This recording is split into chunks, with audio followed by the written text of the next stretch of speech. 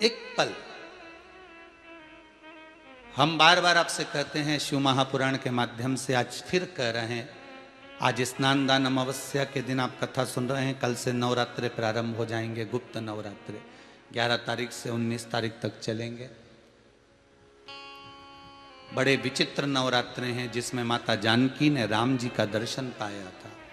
आपका किसी से भेद हो गया हो, विवाद हो गया हो, कोई से क्लेश हो गया हो, अदालत में कार्यवाही चल रही हो, भाई भाई, बहन बहन, पति पत्नी, नाते रिश्ते, बेटा बाप पुत्र, किसी के भी साथ में अगर क्लेश चल रहा है, कल से एक नियम बना लो कि मैं एक ही तरह के फूल 9 फूल पहले दिन समर्पित करूंगी घी का दिया लगाकर, दूसरे दिन फिर 18, फिर 27, ऐसे बढ़ाते हुए 9 की मात्रा को बढ़ाते बढ़ाते बढ़ाते बढ़ाते 9वें दिन 81 की मात्रा आ जाएगी। 9 81 की मात्रा आई और फिर अपन अपना भाव समर्पित करो।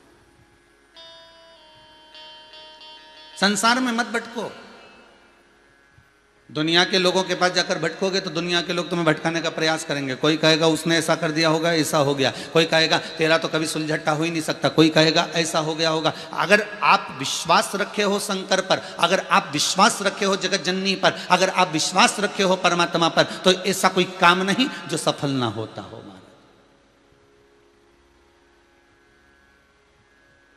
अगर विश्वास रखा है तो दुनिया का ऐसा कोई काम नहीं जो सफल ना हुआ।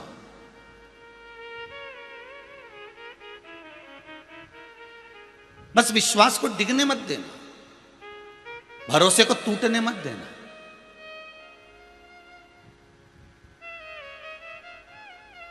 इस कुबेरेश्वर धाम में अभी तो भले लॉकडाउन चल रहा है और आप लोगों से भी निवेदन है कि अपने घरों में बैठकर कथा सुनो। यहां भले आप लोग अभी ना आए, जब पूर्ण तरह से कोरोना महामारी समाप्त हो जाए, ये कुबेरेश्वर धाम आपका बन रहा है। आप बना रहे हो, गौशाला आप बना रहे हो, वृद्धाश्रम आप बना रहे हो, सब आपका है। आप फिर भले 10 दिन रुको, 15 दिन रुको, 20 दिन रुको, महीना भर रुको, कोई तुम्हें मना नहीं करेगा। किसी की मनाही नहीं, ये आपका है, आपके द्वारा निर्मित करा गया। यहाँ का मालिक कोई दूसरा नहीं। कुबेरेश्वर धाम में कुबेरेश्वर भंडारी ही इसका मालिक और आप हो बस।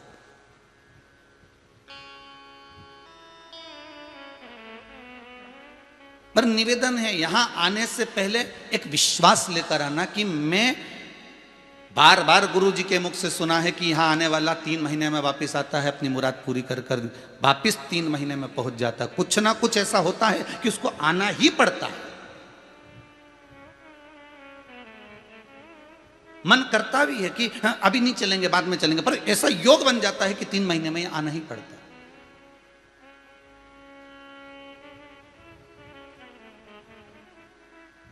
तो विश्वास रखकर इस भूमि पर अगर आते हो, विश्वास रखकर यहां अगर आप पहुंचते हो, विश्वास रखकर अगर आप भगवान का भजन करते हो, विश्वास रखकर अगर मोबाइल पर भी कथा सुन रहे हो, फेसबुक यूट्यूब पर भी कथा श्रवण कर रहे हो, और विश्वास अगर दृढ़ है और आप विश्वास रखकर कोई उपाय कर रहे हो, तो जितने लोग कथा को सुन रहे हैं, जितने आस्था चैनल पर कथा सुन रहे हो, जितने मोबाइल पर सुन रहे हो, दिल पर हाथ रखकर बोलना, कभी इतनी कथा सुनने पर तुम्हारे मन में, तुम्हारे विचार में कोई प्रश्न आया होगा और वो प्रश्न का उत्तर मिला कि नहीं मिला।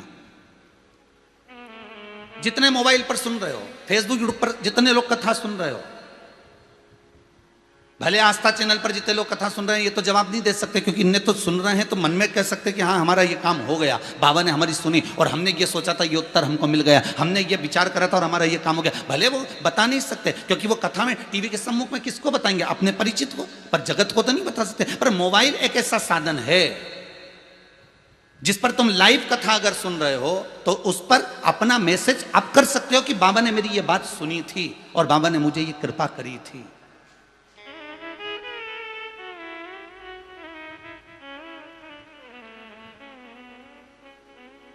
विश्वास मत गिरने देना। एक निवेदन हम पहले भी करे, आज फिर कहते हैं, पतियों से निवेदन है आपका विश्वास आपकी पत्नी के प्रति मत गिरने देना, और पत्नी से निवेदन है आपका विश्वास आपके पति के प्रति मत गिरने देना। सास से निवेदन है आपके बहू बेटे के प्रति विश्वास मत गिरने देना, और बहू और बेटों से निवेदन है आप सास के प्रति विश्वास मत गिरने देना। दुनिया कितनी भी आग लगाए, दुनिया कितना भी कहे उसने ऐसा कर दिया, उसने वैसा कर दिया, पर विश्वास मत गिरने देना। भरोसा यदि है विश्वास यदि है तो फिर वापिस जुड़कर एक एकाग्रता का भाव आ सकता है, फिर जुड़ सकता है। कल से नवरात्रे प्रारंभ हो रहे हैं, गुप्त नवरात्रे, करो प्रयोग। भले अदालत में केस चल रहा हो, भले तलाक तक की नौबत पहुंच गई हो, और अगर आपके दिल में थोड़ा सा भी भाव है कि इसके साथ मुझे रहना है, मैं दूसरी शादी नहीं करना चाहती, मैं दूसरे लड़की से विवाह नहीं करना चाहता, मैं इसके साथ रहना चाहता हूं, मैं इसके साथ रहना चाहती हूं, अगर आपके भीतर अगर विश्वास है तो दृढ़ता में करो अनुष्ठान।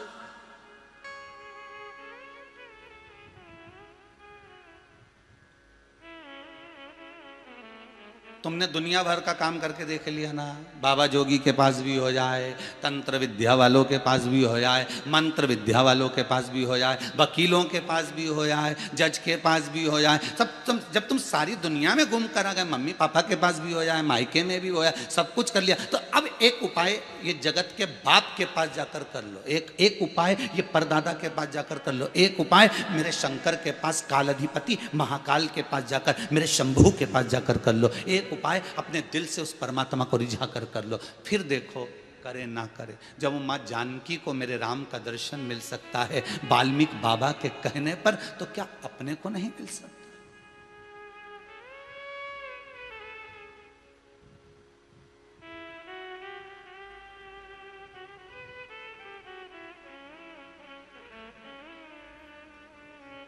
उस विश्वास पर जियो। मिट्टी एक है, आटा एक है, बनाने वाले ने अलग अलग बना दिया है, बस चतुरता हम में आना चाहिए, विद्वत्ता हम में आना चाहिए।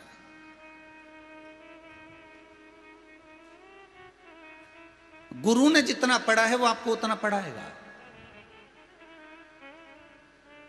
गुरु जितना पढ़ा है उतना आपको पढ़ाएगा। यदि चेले के मन में भक्ति का भाव जागृत हो जाएगा तो हो सकता है कि वो गुरु से भी आगे निकल जाएगा भक्ति के लिए। दो मित्र जा रहे थे गुरु के आश्रम से। दोनों मित्रों में से एक मित्र बोला, आज तो भगवान ने बड़ी कृपा कर दी, आज तो खीर खाने को मिलेगी, मीठे का भोजन मिलेगा। मीठे का भोजन? हाँ।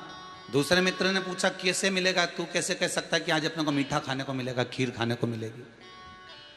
तो पहला मित्र बोला, बात यह है कि मैंने गुरुजी के मुख से सुना था कि जब सवेरे सवेरे मिट्ठू का दर्शन हो जाए, तोते का दर्शन हो जाए, शुक का दर्शन हो जाए, सवेरे सवेरे अगर पक्षी के रूप में तोता दिख जाए, मिट्ठू दिख जाए, सुखदेव दिख जाए, शुक दिख जाए, तो समझ लेना कि मीठा खाने को मिलता है, खीर खाने को मिलती है। तुमने नहीं सुना क्या? तो उसने कहा मैंने भी सुना है गुरुजी के मुख से कि अगर सवेरे सवेरे तोता दिखे, मिट्ठू दिखे, शुक दिखे तो समझ लो खीर खाने को मिलेगी। तो फिर ये तोता नहीं दिख रहा तेरे को? तो दूसरा मित्र बोला, हाँ खीर तो खाने को मिलेगी पर मुझे लगता है कि कड़वी मिलेगी, मीठी नहीं मिलेगी। मीठी खीर नहीं मिलेगी, कौन सी मिलेगी? कड़वी मिलेगी। तो मित्र ने पूछा ऐसा कैसे?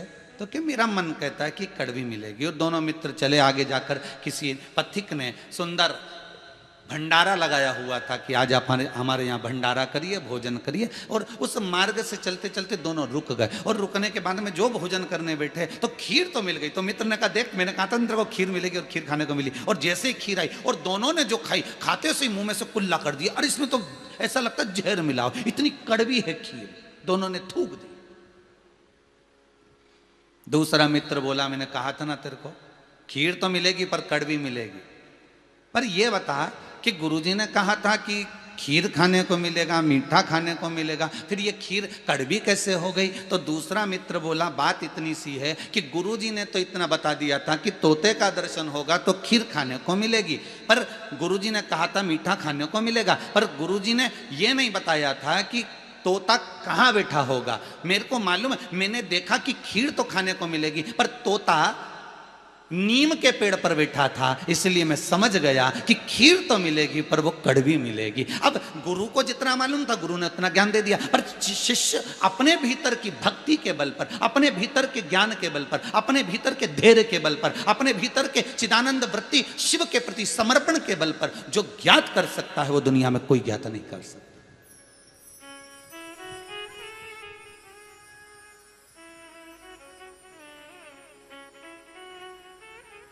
आज के जमाने में हम भेड़ चाल चलते हैं, ये दुनिया के लोग सारे भेड़ चाल में चले जाते हैं।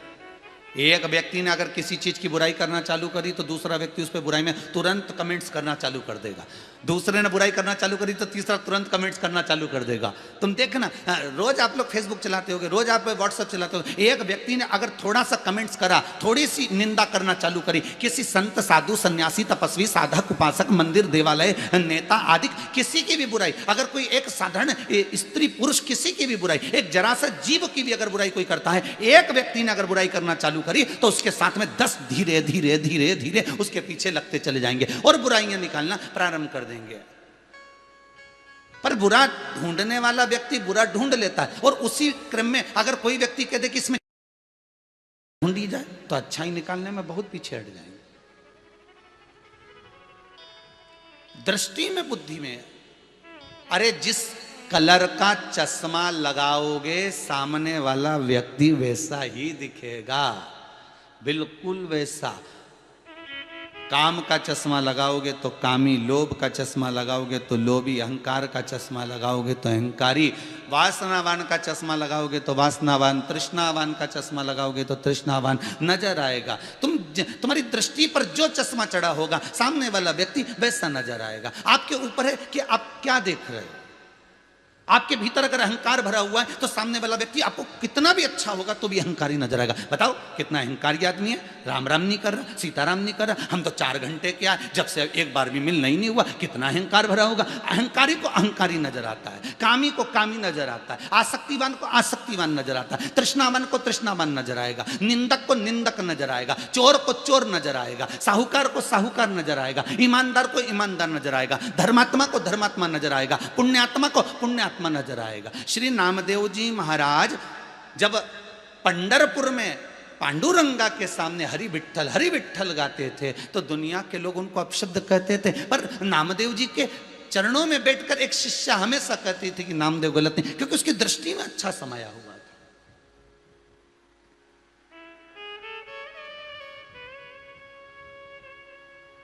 उसकी दृष्टि में मानो तो मैं गंगा माँ, ना मानो तो बहता। ये आपके ऊपर है। आप मानो तो शंकर शिवलिंग में है, आप ना मानो तो ये पत्थर का टुकड़ा है।